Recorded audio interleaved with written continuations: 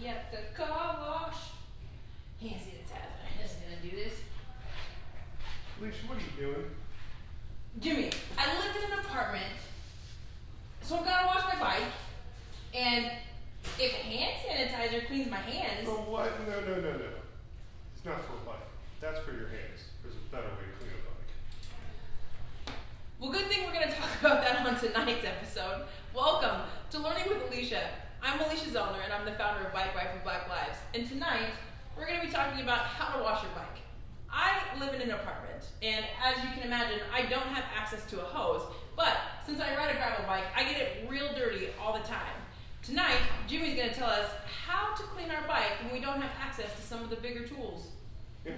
So I'm going to have you hop up for a second. Okay. A couple basic things you need. A sponge. Oh, okay. Ideally something soft. That particular one has a terry cloth coating, so it won't scratch anything. Okay. A couple of rags. Do they matter what material they're made out of? Anything scratch resistant. Again, terry cloth works well. If you go to an auto body shop, you can get rags that work quite well for cleaning a bike. Bucket of hot water. Some sort of stiff brush. This particular brush is made by Park Tools and is designed specifically to clean a bike. Stiff bristles for cleaning chain rings, chain in the teeth, and then a hooked tooth section here that fits down in between the cogs. Oh. Back. So if you get your bike particularly muddy, you get a lot of leaves, a lot of garbage packed into your drivetrain, this will grab all of that stuff out. And then from there you need a couple of chemicals. Some sort of detergents to clean your bike. Now this particular bike isn't overly filthy. It's got a lot of dust on it. Some goodies down in the drivetrain, so we don't need anything overpowering, so to speak, I guess. Okay. So if you don't have access to a hose, you will definitely need degreaser. Degreaser, like Two grease options lightning? there. Grease lightning, go. Goes the other way. Grease lightning goes fast. Oh. Because it's greased. Okay. We want to slow him down. Oh. Just for a little bit. So degreaser, this particular one is the Bontrager degreaser, also works as a bike wash. So it'll help take the dirty chain loop off of your chain, as well as clean the bike. It's a fancy 2-in-1. A aerosol-based degreaser. Now this is designed to be a rinse-free cleaning agent. And I'll show you how these two can work together in an environment where you don't have access to a water hose. Okay. If you don't want to invest in bike-specific cleaners and degreasers, your good friend Dawn. Done. I have that one. Now, you can use the liquid detergent. Dawn also just came out with this in an aerosol bottle. Works great. Any of these will work just fine for cleaning your bike off. Works well on, all of these work on painted surfaces, wheels, any part of the bike. So you don't have to worry about where you spray everything out. So where do we start? So, easiest place to start, what I like to do, a little bit of degreaser, and you don't need a ton of this stuff. This is concentrated. Essentially what you want to do, spray a bit on the cassette. You don't need a ton. And as you pedal backwards or forwards, spray the chain. Just get the whole thing wet. Okay. Whole thing wet. A little bit on the derailleur. And we're going to let that sit. It smells nice. Yeah. Can I clean my floors with it? You'd want to test it in a spot first. Oh. Yeah. Okay. Now, if this bike had big chunks of mud on it, what we would do is use that sponge and wipe all of those away. And would we wipe those away first? I always like to get the drivetrain started. Let it soak in degreaser a bit, let it work, help to break down the oil there. Take our rag, get that wet, and we just wipe down the bike. Oh, okay. Not with hand sanitizer? Not with hand sanitizer. So this is basically just wiping the dust away. Because there are no big chunks, we don't have to worry about scratching the paint or ruining the finish. This is just wiping that dust away. So let's assume for a moment you wiped everything down. Yeah, because I'm lightning. I'm fast. You just don't know how fast I am, Jimmy. You didn't even realize the bike was actually done. Okay. So, assuming you have everything wiped down, we're going to work on the drivetrain next. Okay. Do recommend that you shift the bike all the way to the outside. Move the chain to the furthest outside position. So if you've got multiple chain rings on the front, move it to the outer ring and then towards your smaller cogs on the back, your high gears. That just moves everything out, makes it easier to work on, get access to everything. A little bit of degreaser on our brush. And then from there, I'm still cleaning, it's fine. yep, we can just go through and actually scrub everything that the chain touches. So anything that the chain passes through or touches You gotta get in there, Jimmy. is what we want to scrub with the brush. So one thing that's nice is you can spin this backwards. You can just let the brush do its thing. And you'll see a lot of gunk comes off. It doesn't take a lot of effort to get the dirt and grime out. If you do have a lot of, say, leaves or dirt down in the cassette, again, take that hook section, drop it down in the cogs, and spin the wheel. And what that'll do is actually hook and bring a lot of gunk and stuff forward and out of the drivetrain. Gross. Yep. So let's assume we've scrubbed this whole thing.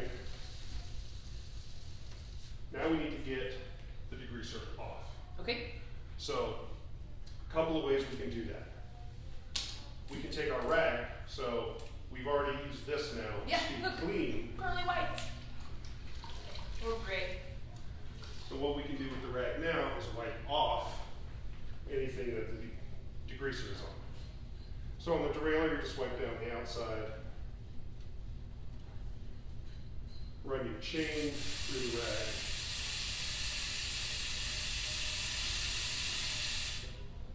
We see all that stuff that comes off, but it leaves our chain nice and shiny. Now the hard part, and because we don't have a hose, which makes it ideal to rinse the bike, it's hard to get all of the degreaser off. So this is where the aerosol-based degreaser comes into play. Okay. So that is a no-rinse product. And the way this stuff works, and you may want to scoot around to the front here, Okay. because it does come out pretty strong from the can. This is stuff you want to use outside. Don't try and do this indoors with the windows closed. In a room with no windows or No windows. doors, like we're in. Or gas stove. Or Okay. Okay. So this stuff, basically you spray it on, and it'll evaporate pretty quickly. There will be some runoff of it, but it evaporates pretty quick. So ideally do this outside in the grass, sidewalk, gravel, but spray it on. And you'll see some stuff comes off pretty quick. Run your chain backwards.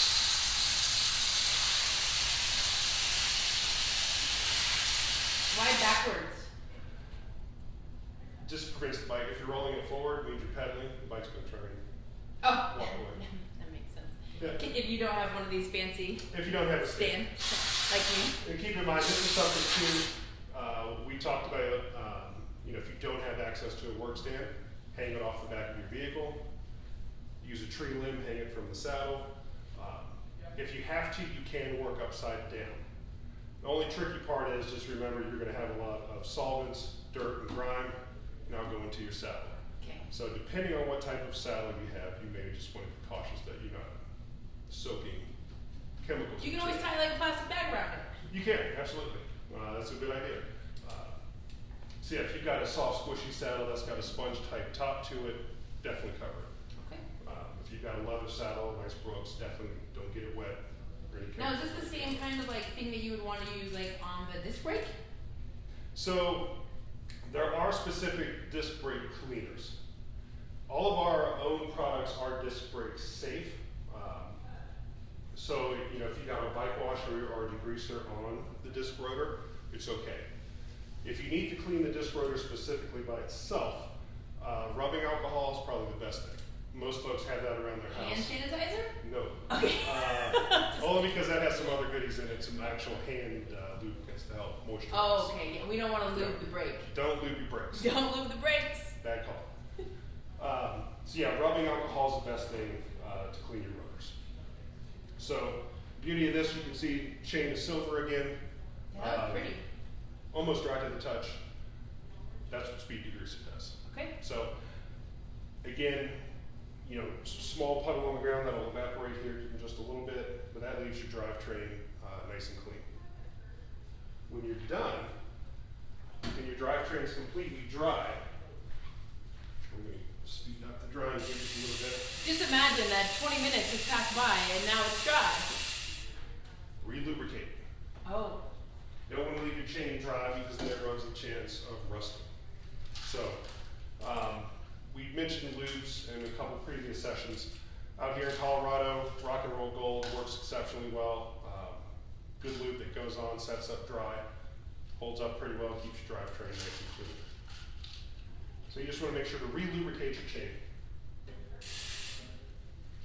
In this case, we're going to pedal forward, just because I can. Just because you can. Jimmy, you can do it all. So you saturate the chain, and the way this particular lube, we're going to follow the instructions printed on the bottle. Instructions are important. Yes, some lubes require you to saturate your chain and then wipe off excess. Some require you to just apply 1 drop per link. If you have the type of chain lube that is 1 drop per link, apply it along the top of the lower section of chain, essentially the inside edge, and let that soak in. And now we wipe off the excess.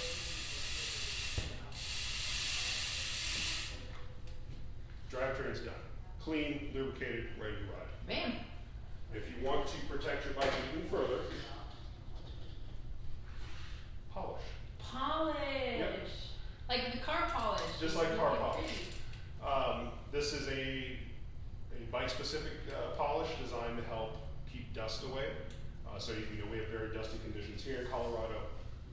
Applying this is similar to putting pledge on your furniture at home, if that's your thing. You can polish the bike. Polish again, rather than spraying it directly on the bike, spray it onto the rag.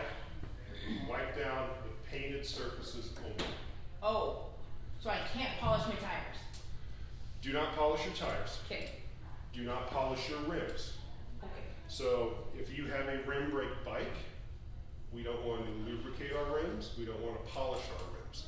Yes, they'll be nice and shiny, but you will never stop. Okay. If you have disc brakes, don't polish your rotors. Okay. Rotors should look a little worn. I know, I'm laughing and it's like something you feel like you shouldn't have to tell someone, but it's absolutely something you'd have to tell someone like me because I would do it. I'd be like, ooh, we gotta make it all pretty. We see a lot of strange things, and sometimes we see folks come in and they use motor oil as a lubricant, and there's oil everywhere, and I mean everywhere back here, not just on the chain.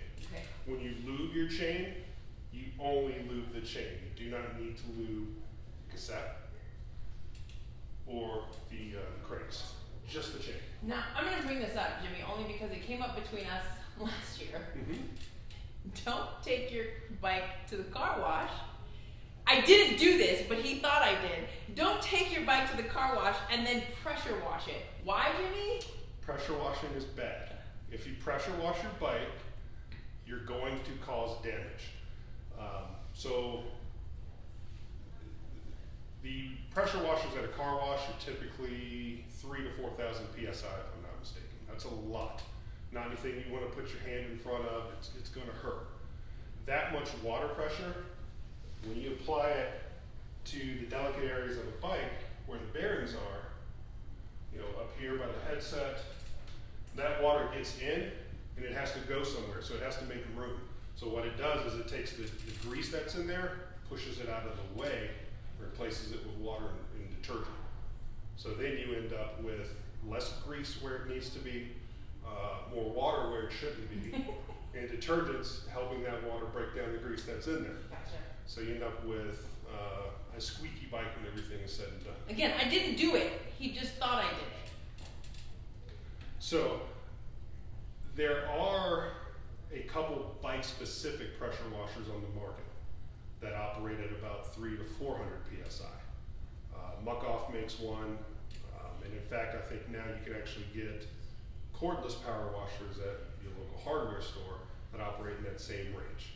I haven't tried one yet, but based on how they operate and the pressure that they operate at, potentially a good option for somebody in an apartment environment. You can actually feed the washer from just a bucket, just with a hose that comes down.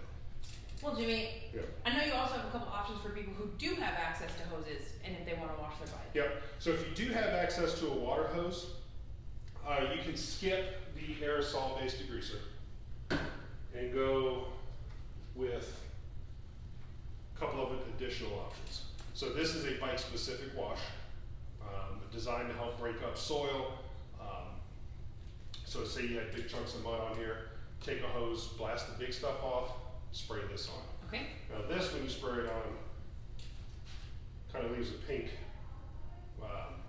film on it. And that's something where you want to rinse that off. Okay. Similar to a car wash, not anything you want to leave it to dry on the bikes if you don't mind having to rinse that out of it, but just with a sponge. Do I need to get this one wet, Jimmy? No, it's already wet, wet enough. And then, if you do have access to a hose. That one smells good too. These products smell really good. All the Bontrager cleaning products are scented. So if you have kids at home, definitely lock this stuff up. You should be locking your chemicals up anyway. I don't have kids at home, but that's good to remember. Yeah.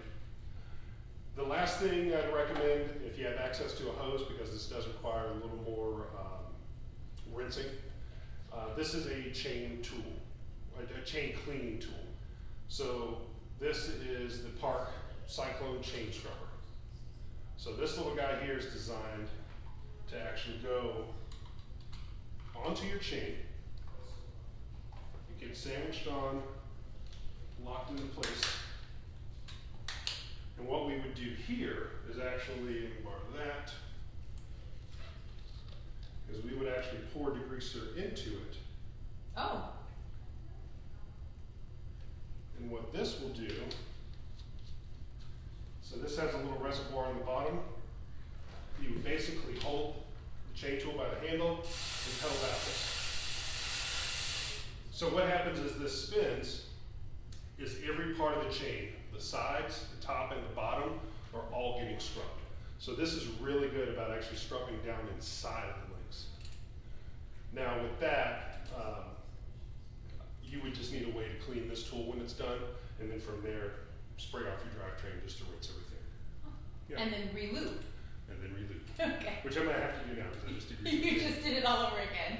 Yeah. Well, Jimmy, any last other takeaways about washing your bike and important things to remember? You know, a clean bike is a happy bike. Yes, your bike loves to get dirty too, but cleaning it, it's a good feeling to get on a good clean bike. How often would you say we should clean our bikes? If you ride a lot in season, do it once a month. I always tell folks, you know, if you have a habit of washing your car once every other week, once a month, do your bike at the same time. You got most of the stuff out. Just don't pressure wash. Just don't pressure wash. What's it mean? Fantastic. Yeah. Thanks, Jimmy. And thank you all for tuning in this week. Join us in a couple of months when we bring you part 3 to Learning with Alisha.